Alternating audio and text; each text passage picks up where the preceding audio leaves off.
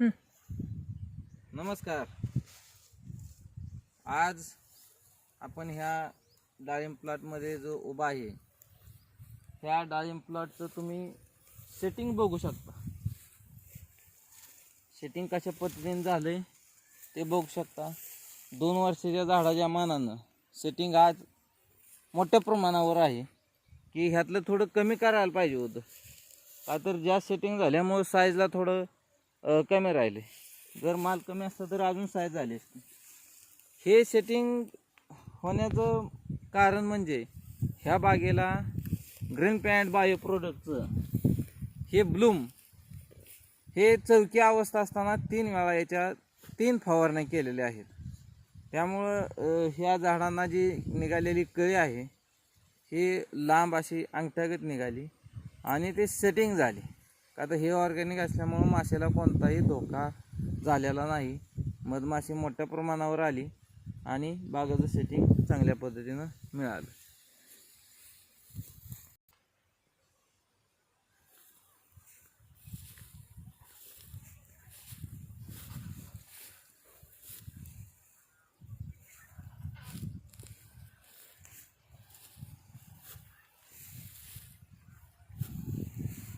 मित्रांनो, आज जो हा तुम्ही प्लॉट बघताय त्यामध्ये सेटिंग झाल्यानंतर आपण ह्या प्लॉटला ग्रीन प्लॅनेट बायो प्रोडक्टचे हे ग्रो प्रति महिना 1 लिटर, हे आहे नायट्रो किंग मायक्रोन्यूट्रन प्रति महिना 1 लिटर आणि हे आहे ब्लूम हे प्रति महिना 1 लिटर जमिनीतून दिलेलं आहे आणि महिन्यातून 2 ते 3 वेळा या तिन्ही प्रोडक्टचे 2-2 मिलीनं स्प्रे केलेलं आहे.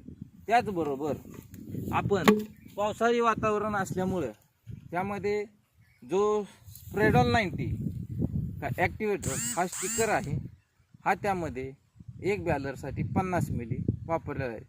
जेणेकरून जे आपण फवारणी करणार आहोत ते 100% ह्या बागाला लागू होईल आणि आपल्याला रिझल्ट चांगल्या पद्धतीनं मिळेल.